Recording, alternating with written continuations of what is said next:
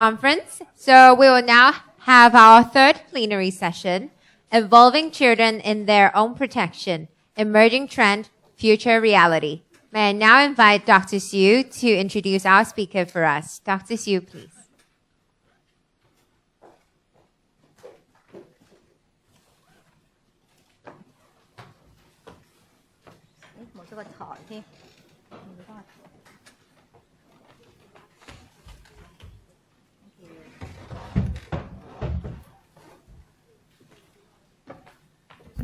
Good afternoon. Hope everybody have a good lunch. Though it's a very brief one. Okay. In the morning we learned a lot about the international practices of child rights impact assessment. But as for the incorporation, it's really important for us to engage our children in the process, who is also the essence of this tool. So we are honored to have invited Mr. Raza Sagalovic, difficult to pronounce your name, to be our speaker today, sharing with us the best ways to involve children in their own protection. The topic he will share with this afternoon is primary prevention through involving children in their own protection, current trend, future reality. Raza has more than 25 years of child protection experience in the post-conflict and transitional development context at community, national, and global levels. He is currently holding the position of the regional head of child protection and partnerships at Plenary International Asia Regional Office, with a focus on eliminating child early and forced marriage across the region. He is also the current co-chair of the South Asia Coordinating Group on accelerated actions to end violence against children in Plan International. So please join me in welcoming Raza. Thank you.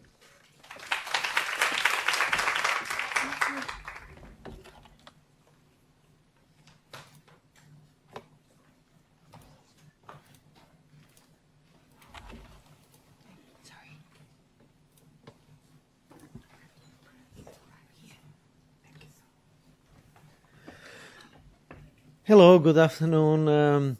Thank you for your great interest and thank you for having me here. It's a real pleasure and honor to learn from everyone in the room and hopefully to contribute to your ongoing efforts and discussions around child protection in Hong Kong. I hope to keep you awake after lunch with somewhat definitely and hopefully interesting and somewhat emerging area of our work, because as I'm sure we are all aware, children have been for centuries perceived as passive recipients of care, and there's still this prevailing stereotype that children are small, they need to be fed, they need to be provided with different provisions, and they need to get access to services. But how much and to which extent is the key concept and the key message of the UN Convention on the Rights of the Child, that children are not passive objects, but rather subjects of their rights, actually alive and well in the area of child protection. So I'll speak a little bit about this shift, this paradigm shift from children as passive recipients of care towards more involved and engaged agents in their own protection. How do we do it? How do we approach this involvement of children in their own protection? And what kind of practical resources are out there? Do we support individual action or collective action? That's one of the questions that's lingering there, and we've been trying to respond to it. And how do we actually create a body of evidence that engaging and involving children in their own protection actually makes any difference? Because it's still a kind of hypothesis. So, as we all know, but it never hurts to remind us all children have the right to be protected from all forms of violence in all settings. So it is a matter of rights. But in reality, how do we approach it when it comes to this relationship between children receiving care, being objects of care, and children actually contributing to their own protection? As we all know, at least the last decade saw a real explosion of attention around violence against children, which is very much welcome for all of us child protection practitioners. And also, I dare say now, at this point in time, the evidence we operate on about the scope and magnitude of violence against children is much more convincing than ever. Now we know that every year 1 billion of children are being exposed, sadly, to some form of violence against children. And this is the figure that is closest to the actual situation, but as we know, there's a lot of unreported violence, and that's, you know, one of the gaps that we've been struggling with. So given all this magnitude and recognition of violence against children and importance of child protection work, there's been also a shift in this, a gradual shift in this perception, or rather exploratory efforts as to how can we begin to involve children in their own protection. Again, it's not just because it's their right. It's based on a number of very practical considerations. Can we be with children 24 hours 7? All the parents in the room can definitely say no. Those of us who have a duty of care towards our own children are not with our children now. So how can we best help our children as their parents, as the carers, as whatever role we play in children's lives? By helping them grow with their own protection, by helping them realize what are the risks out there, by helping them raise their awareness that violence is part of our lives, unfortunately. But at the same time, taking a real, careful and well-balanced approach so not to scare children into believing that this whole world is nothing but one big violent place, because that's fortunately not the truth. As I mentioned, we try to contribute to this shift, but it's still, there's still a lot of people who are questioning this, you know, because in our discussions, in our debates, as professionals, as practitioners, there's still a lot of questions that remain unanswered.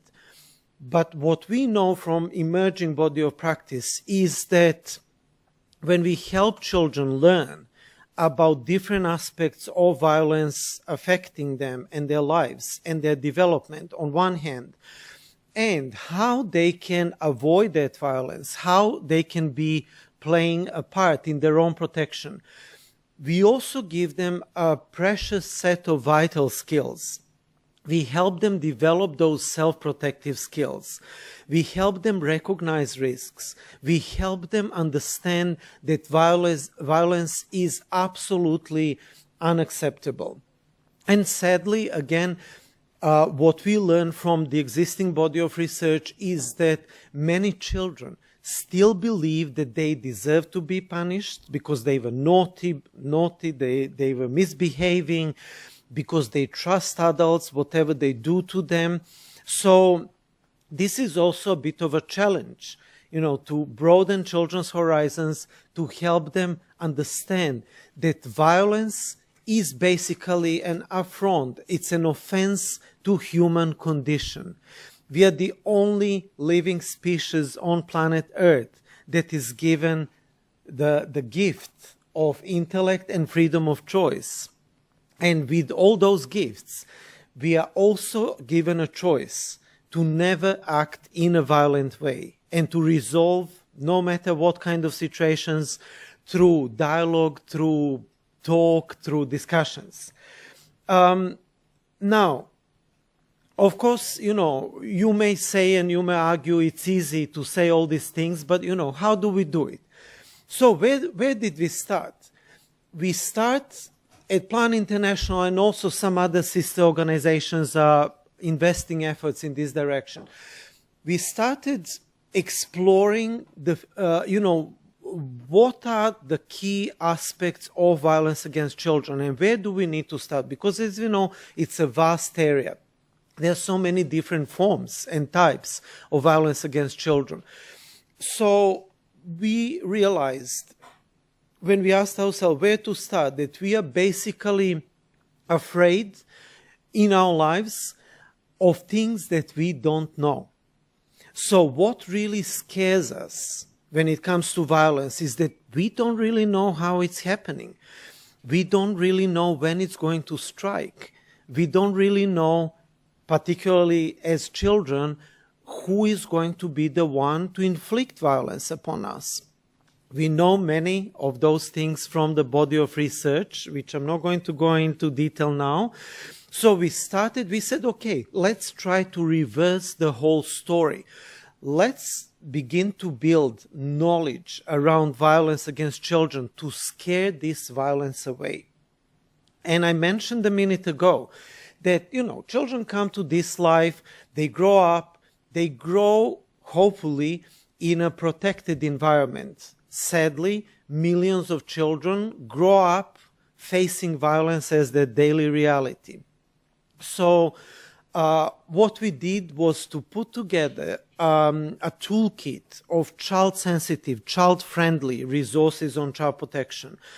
And when I say this, I don't mean that we invited experts who put together this toolkit and so-called child-sensitive or child-friendly resources. We actually started by consulting children of different ages, younger children, teenagers, adolescents, young people as well, by asking them some simple questions.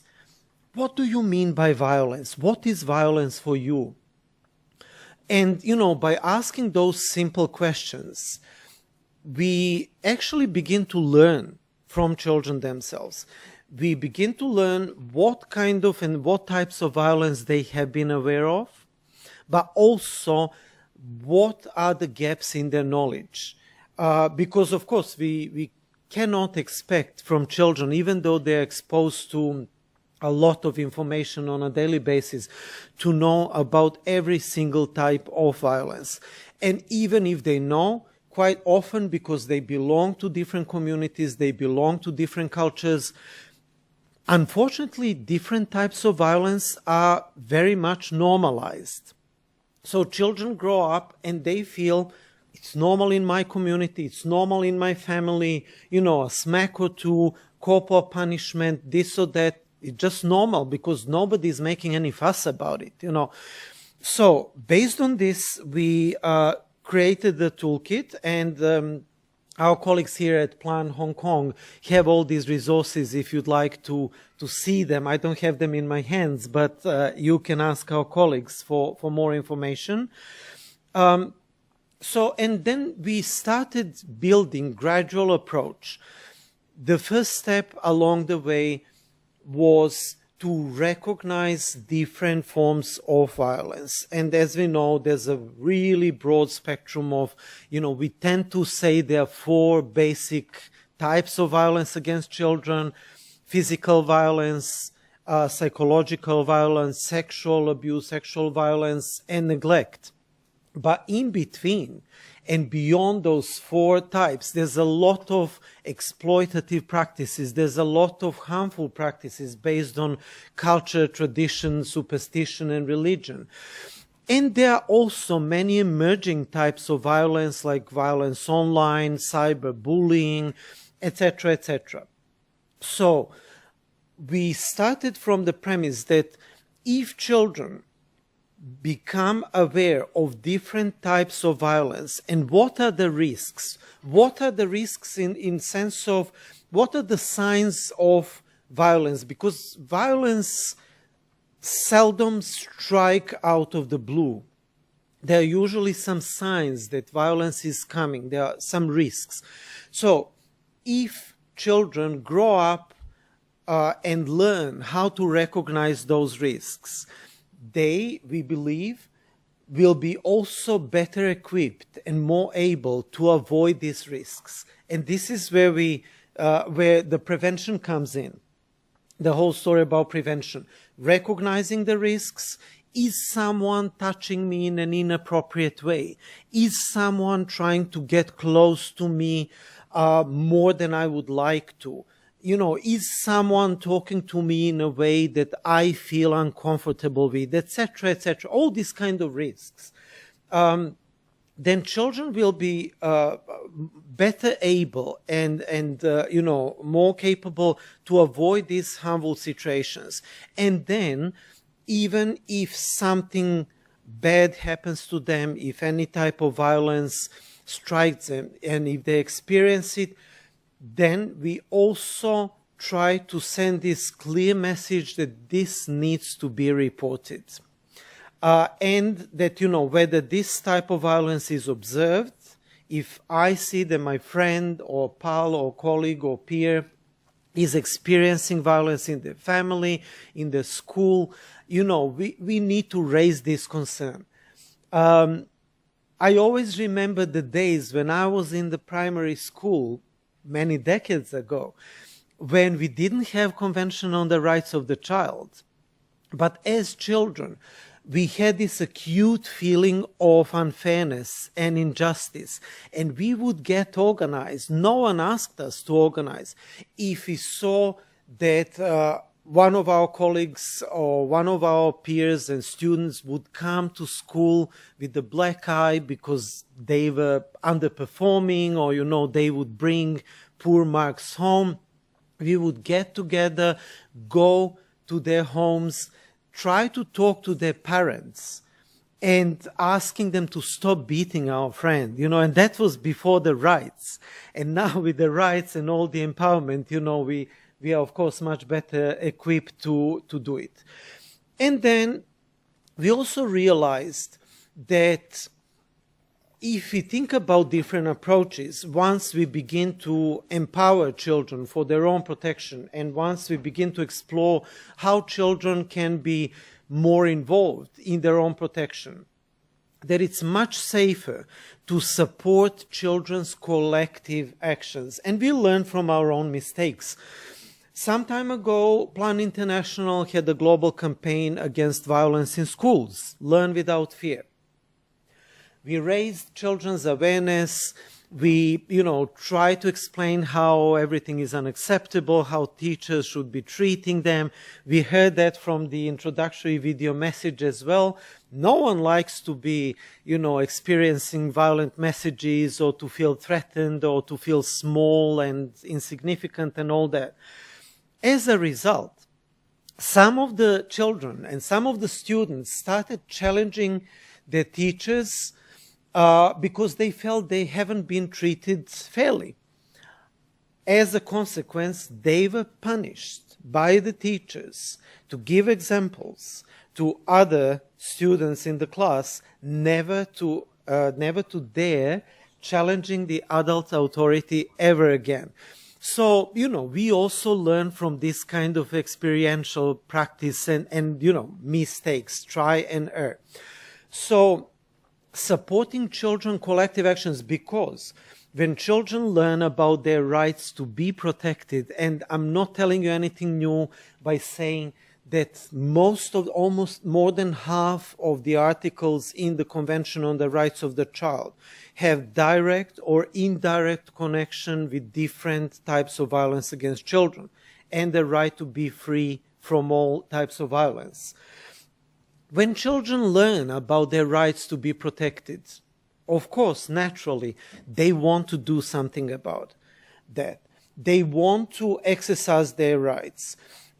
They want to protect themselves better, but there's a huge empathy and solidarity amongst children's communities. They want to do something to better protect their friends, their peers, who they know have been experiencing violence on a daily basis. Now, I'll just share a couple of, and then, you know, this also brought us to the next question. We said, okay, it's easy to say, it's your right to be protected. It's easy to say you need to recognize risks, you need to remove yourself from violence. You know, you need to report violence. Very easy to say, but in practice, there's a lot of challenges. We realized we needed some practical tools. And then again, with a group of practitioners, seasoned child protection colleagues and professionals, we put together this manual that has a curious title, Sticks and Stones. I'm sure you are aware of that nursery rhyme dating back from the 18th century. Sticks and stones may break my bones, but words would never harm me. So we want to, again, reverse this. You know, see, the whole process is about transformation to prove that sticks and stones can also be used to build shelters, to create protective environments, to challenge any kind of violent behaviors, and, you know, to reverse the whole course of history, if you will, of this social acceptance of violence against children.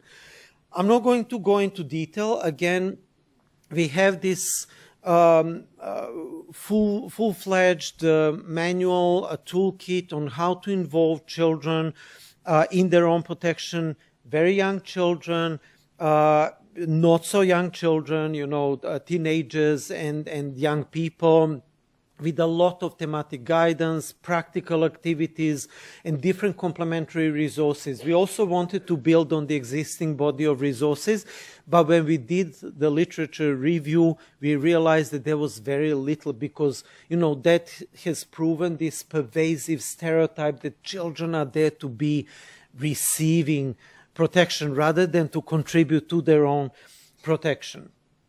Of course, a word of caution. It is about children's engagement, but then, you know, many adults might end up saying, oh, great, fantastic, you know, we no longer have any responsibility to protect children. Very wrong assumption, you know, because yes, children, for all the previously shared reasons, they need to learn, they need to grow up with their protection, they need to contribute. But the ultimate responsibility to ensure that child protection targets are met still remain with adults, with parents as primary duty bearers and those who are responsible to ensure there is continuum of care, any carers, any adult figures in children's lives, spanning all the way, of course, to all of us who contribute to child protection as a professional realm. And of course, you know, we, again, learning from our own experience, we realized that we need to take a gradual approach. And that's what we did. You know, we took this step-by-step approach to gradually introduce and increase involvement of children in their own protection. I already mentioned that we started for creating different child-sensitive awareness-raising resources, action booklets, training materials, so to also train a body of facilitators who, by offering practical activities to help children learn and act on their own protection. Again, this sums up some of the approaches as to how we try to, and we keep on learning as we go. And, you know, we also had some big regional trainings involving children, young people from different countries, from different children's and youth groups. The amount of enthusiasm when the whole discourse was unpacked, the amount of empowerment when children begin to feel that they are no longer afraid, but at the same time that they need to be careful and that they need to be cognizant of all these types of violence around them, was really phenomenal and inspiring.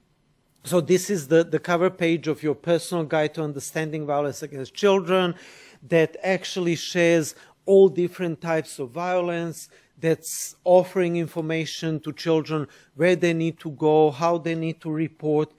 And just one quick illustration of the approach that's been promoted here and also amongst the other organizations involved in this process of engaging and involving children in their own protection. It's simply called Know, Go, Tell. say no to violence, go away, remove yourself from a violent or potentially violent or threatening situation, and tell someone you trust.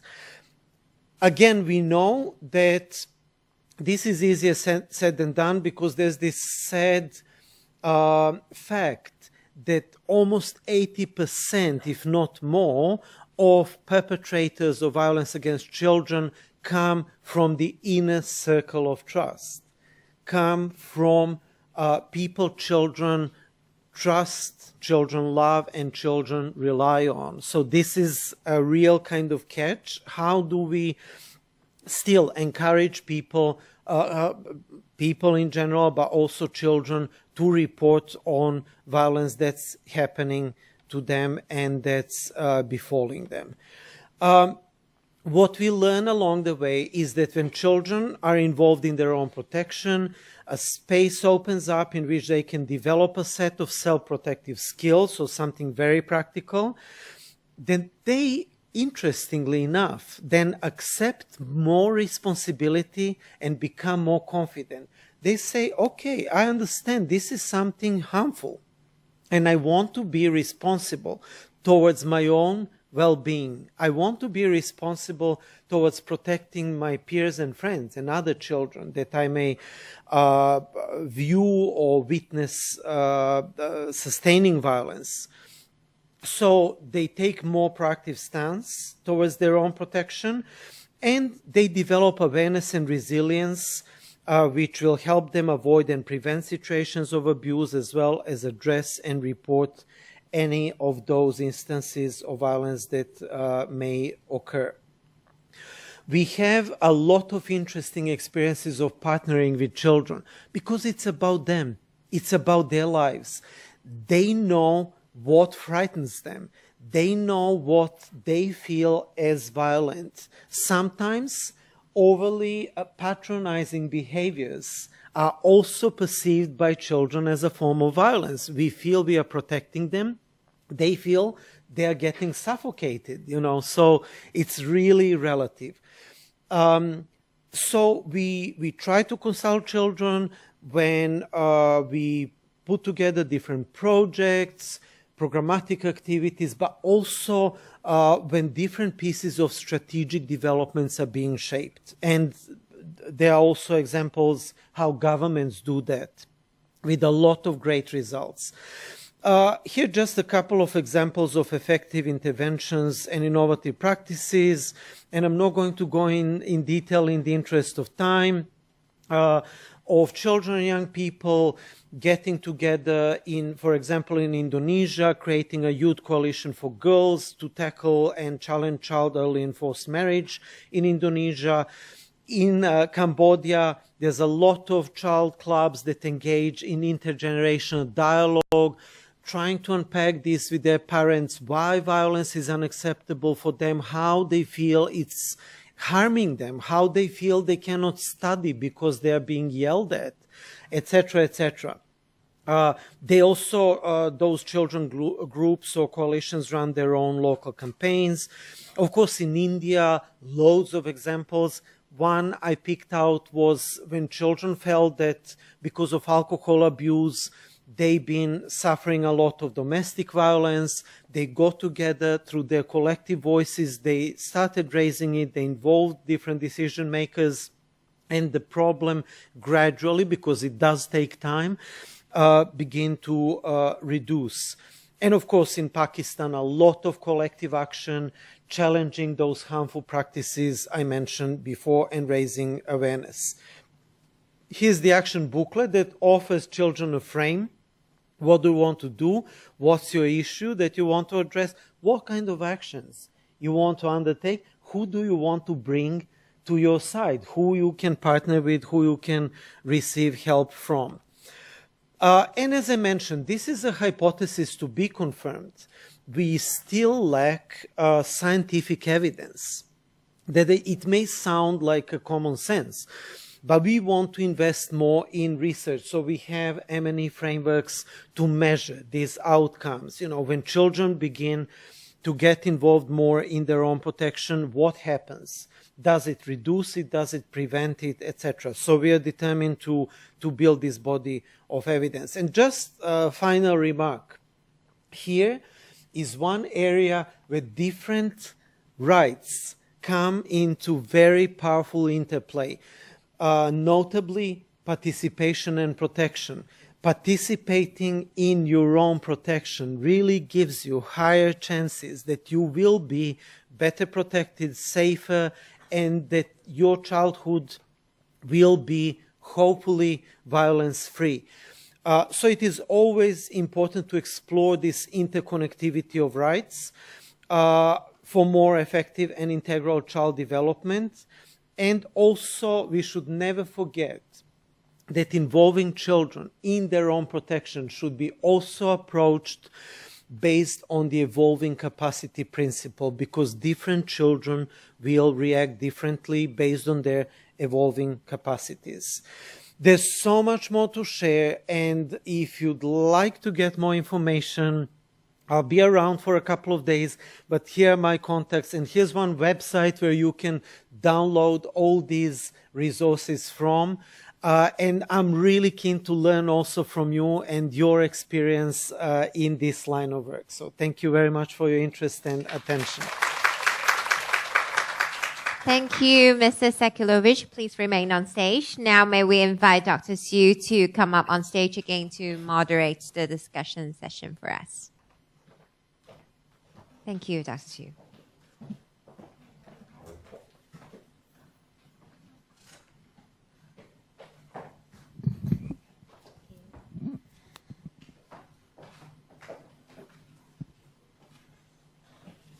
Thank you, Rasa, for the sharing. Actually, I also been to Indonesia and also Cambodia, and I also met the children who fight for their own rights and protect themselves by talking to the villagers about early marriage or child abuse issues. So you just mentioned that while children is an active subjects of their own development, I totally agree with you. And then, so what do you recommend? At what age should we involve children in their own protection? Thank you for that question. There's been a lot of debates, again, you know, within this stereotype that, you know, especially young children, what is there for them to learn, how they can, you know, better protect themselves. However, we want to believe that children need to start learning about their own protection from the moment they come to this world. And there are different ways, you know, non-verbal and other ways. In this manual that I quickly shared, Sticks and Stones, there are 6 or 7 pages about how different groups of age groups of children can actually contribute to their own protection. Of course, for very young children, this will be about having protective behaviors, experiencing protection, you know. But it is possible, and it is actually proven in practice that the younger we start, the better off we'll be, especially with this gradual introduction of important information in children's lives, how to protect their bodies, what is a good touch, what is a bad or unwanted touch, that there are people out there who might harm you as you grow up, that there are different types of violence, that all these types of violence are unacceptable, everything I shared in my presentation, so that children actually, and this is the great thing that can happen to any child, because then they grow up knowing that this is not how human beings should behave, that this is that we should never resort to violent kind of actions or solving any problems in our lives. Okay, good. And another things that I would like to ask is about, say, you mentioned about no-go-tell approach, right, just now. And then in your experience, what is the biggest barrier that you face in helping children follow this approach when encountering the abuses on them or on other children? Well, there are different barriers, of course, you know, but we as child protection professionals and practitioners, we love challenges. Otherwise, you know, we wouldn't be in this line of work. If it's... Otherwise, you will not be the experts, right? I think there's no experts. We all keep on learning from each other. I feel, if without challenges, we never learn. And of course, I'm joking and not joking. There are serious barriers there. First of all, we need to start working with adults. Because many adults grew up being disciplined in a harsh manner. And they say, oh, I was naughty, I was misbehaving, I was doing bad things or, socially unacceptable things when I was a child. I was beaten up a couple of times by my father or my mother. And look at me, there's nothing wrong with me, But it's about how these violent acts sink in, how they become part of our system, how then we develop this tolerance on violence, So there's a lot of barriers in our heads, those stereotypes. How come that the very young children, or children and young people for that matter, can be involved in their protection at all? Of course, there's a lot of barriers, serious barriers, because as we all know, children will be reluctant to report. Children will be reluctant to report for a variety of reasons. How do I report on my father? Even though my father has been abusing me sexually for the past 6 or 7 years. He's my father. I know if I report, or I'm afraid if I report, my father will be removed from our home. Something horrible will happen. He may end up in jail. And even though I've been sustaining this continuous and chronic abuse, I still love my father. Also, there's a lack of trust in systems, because I've seen the family of my friend reporting violence. Nothing ever happened. They were exposed. They were stigmatized. Everybody started, avoiding them and ignoring them. So there's a lot of serious barriers around reporting.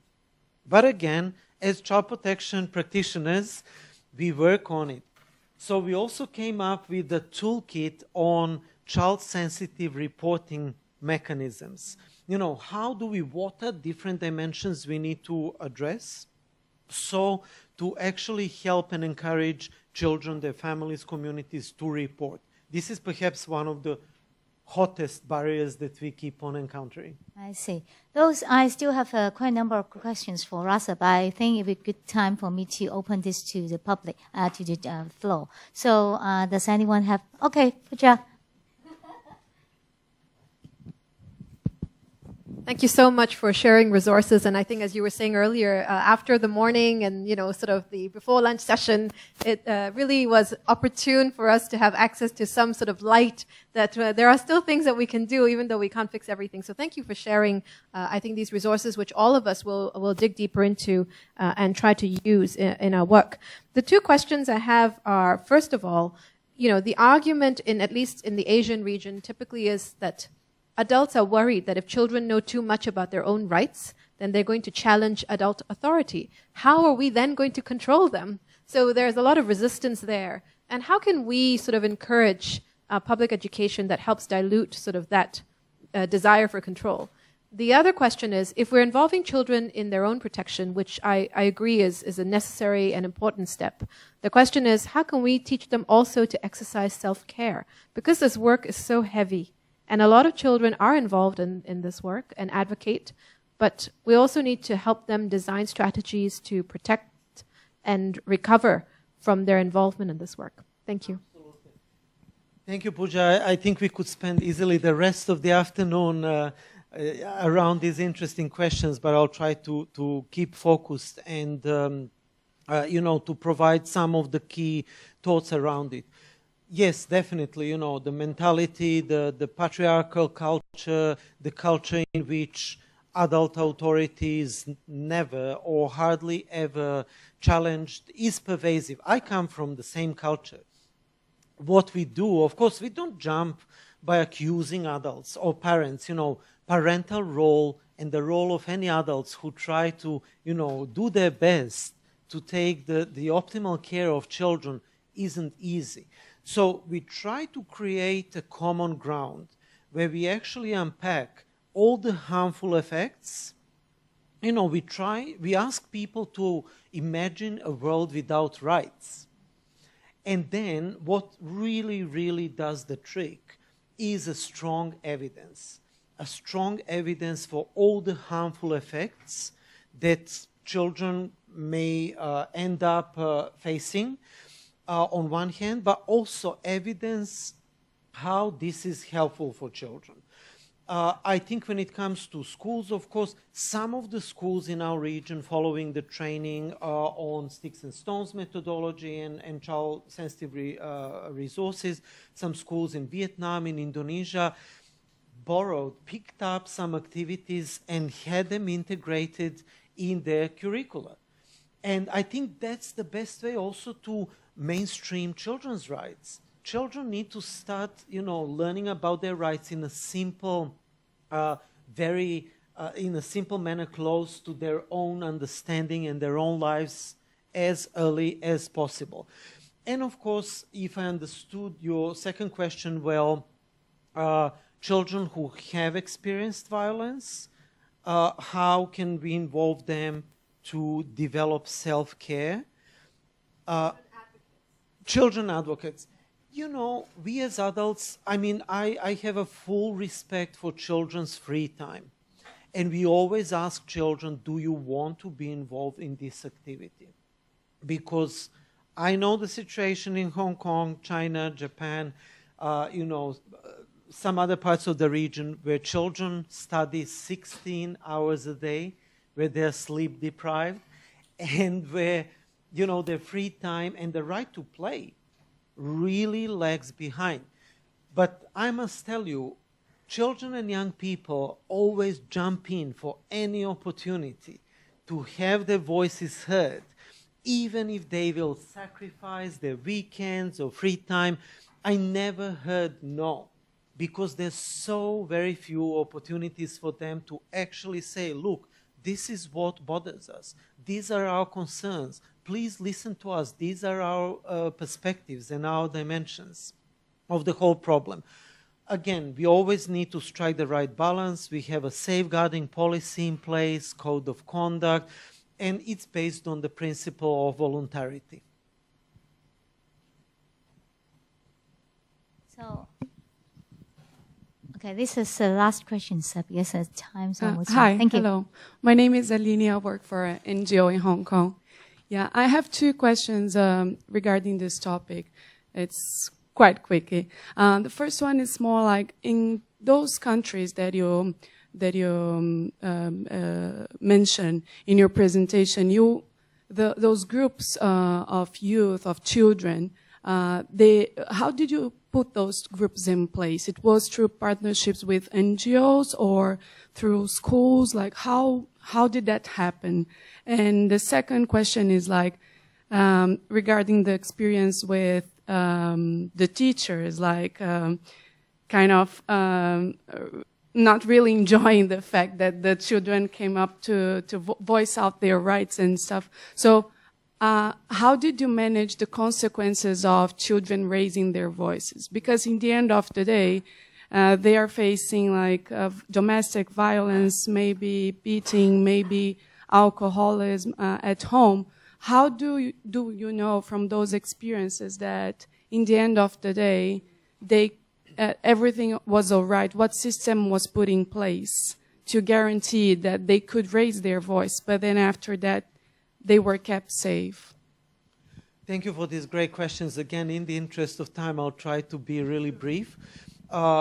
We can have a separate conversation about how Plan International works. We operate in 14 countries here in Greater Asia region, and Plan International started out of working in communities. So by raising awareness about human rights and children's rights, all these issues that we are discussing in this distinguished forum, children become really interested. And then they always have an opportunity to voluntarily engage in children's groups, youth groups. You know, these are completely voluntary groups. Nobody pays them anything. They see those as platforms for greater realization of their own rights. These groups, of course, come and go because children are not children forever. You know, young people end up being facilitators of incoming generations and all that. So these groups are usually organic groups that are established in a genuine grassroots manner. And again, I'm happy to share more information because I'm cognizant of the time limits here. The second question, you know, in child protection, if there's one area where we all need to work together, then it's child protection, so we don't work in isolation.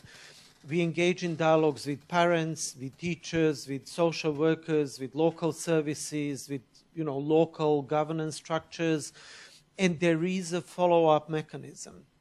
So to ensure that we don't end up doing any harm through our work, you know, they say sometimes out of the best intentions, we may end up really hurting people and causing damage.